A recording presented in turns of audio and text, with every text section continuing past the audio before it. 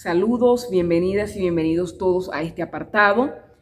Y quiero yo comentarles que para finalizar este interesante módulo para cada uno de ustedes, que se hace con muchísimo cariño, a través de Didascálica Teatro y Puerta Escénica, trabajo en conjunto y en equipo, justamente para todos ustedes. En este apartado yo quiero comentarles que vamos a cerrar con una parte del teatro muy hermosa, que a veces puede resultar un poquito aburrida, pero eso es dependiendo cómo cada uno de nosotros la veamos. Todas las partes del teatro son hermosísimas, todas las facetas, lo que es la voz y dicción, expresión corporal, lo que es la actuación, todo. Eso es muy importante, muy bonito.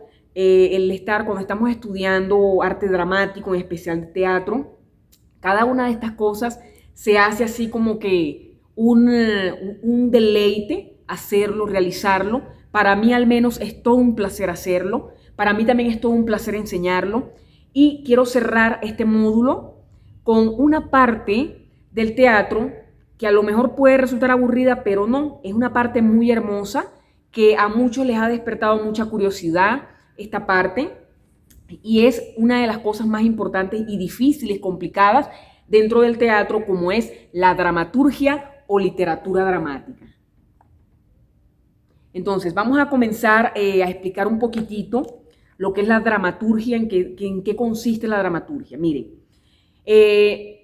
específicamente entre los géneros literarios hay varios géneros, ¿verdad?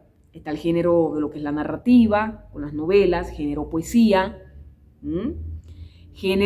hay diferentes géneros, entre los géneros literarios, ¿no? Lo que es la poesía, narrativa, ¿sí? También hay un género que precisamente es donde entramos nosotros, los de teatro, que es el género dramático. El género dramático es la dramaturgia o literatura dramática. Quiere decir que es el texto de teatro como tal, es el diálogo entre uno o varios personajes que construyen la historia o la obra de teatro.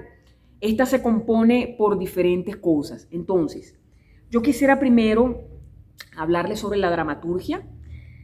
La dramaturgia, como les comentaba, como género dramático, es un poquito complicado porque si hay que echar a volar la imaginación en el curso de teatro, aquí para poder construir una historia con diálogos colocados en cada uno de los personajes que se nos ocurre en nuestra cabecita, tenemos que ser muy inteligentes y tener una imaginación impresionante para poder crear cada uno de esos personajes, así como lo hizo Shakespeare, así como lo hizo Lorca, así como lo hizo Chekhov, así como lo han hecho cada uno de los dramaturgos que normalmente conocemos. Les hablo de Shakespeare porque normalmente sé que pueden mayormente conocerlo. Inclusive Juan Ruiz de Alarcón, acá en México, Sor Juana Inés de la Cruz, entre otros.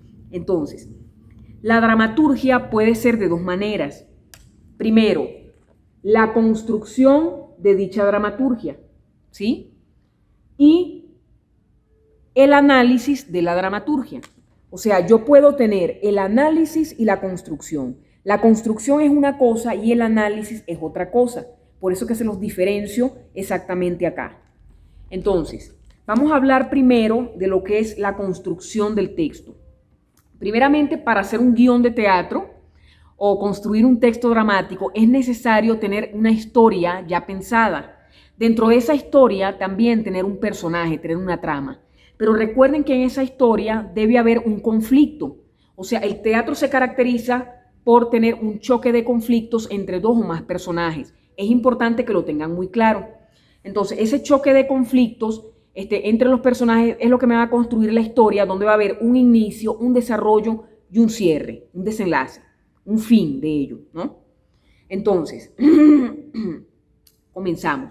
Para poder construir tenemos que tener presente, aparte de la historia, qué personajes van a participar y cuál va a ser el conflicto que van a tener esos personajes. Luego tenemos que pensar en trabajar en actos y trabajar en escenas.